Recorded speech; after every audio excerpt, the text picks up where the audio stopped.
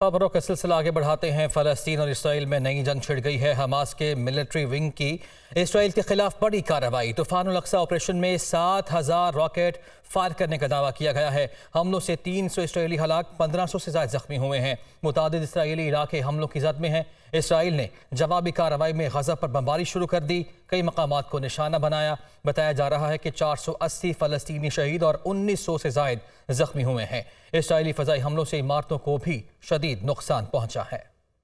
Hamas के military wing ने हफ्ते के सूबे इसराइली इलाकों में 20 मिनट में 5,000 रॉकेट फायर करने का दावा किया है।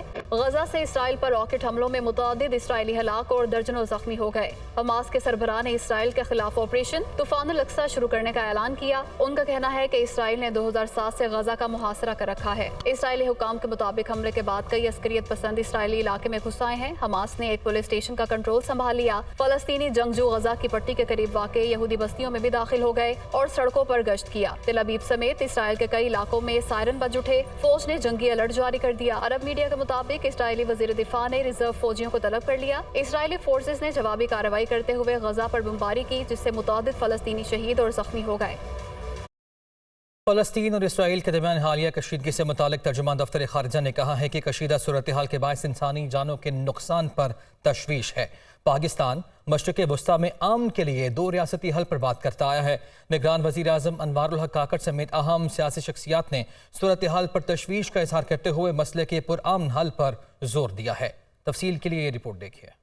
तर्जुमान दफ्तर खारजा ने मशरिक़ वस्ता की सूरत हाल से मुताल्लिक कहा, कशीदा सूरत हाल के बायस इंसानी जानों के नुकसान पर तशवीश है। पाकिस्तान मशरिक़ वस्ता में अमन के लिए 2 रियासती हल पर बात करता आया है। एक काबिल अमल और खुद मुख्तार फलस्तीनी रियासत को 1967 से पहले की सूरत हाल पर कायम किया जाए। निगरान वज़ीर आज़म अनवारुल हक काकड़ ने मशरिक़ वस्ता में पैदा होने वाली सूरत हाल पर अफसोस का इजहार किया और कहा कि पुरतशद्दुद सूरत हाल पर अफसुर्दा हूँ। सूरत हाल मसला फ़लस्तीन के फौरी हल की मुतकाज़ी है। मजीद कहा कि हम शहरियों की हिफाजत और दोनों एतराफ से तहम्मुल का मुतालबा करते हैं। साबिक वज़ीर आज़म शहबाज शरीफ ने कहा कि फ़लस्तीन और इसराइल के दरमियान ताज़ा सूरत हाल मशरिक़ वस्ता और पूरी दुनिया के अमन के लिए संगीन खतरा है। पायदार अमन के लिए 2 रियासती हल पर अमल दरामद को यकीनी बनाना होगा। मशरिक़ वस्ता का अमन 2 रियासती हल में पोशीदा है। साबिक सदर आसिफ अली ज़रदारी ने कहा कि पाकिस्तान की अवाम की हमदर्दियाँ और दुआएं फ़लस्तीनी अवाम के साथ हैं। तवील अरसे से फ़लस्तीनी अवाम जुल्म और बर्बरियत का सामना कर रहे हैं।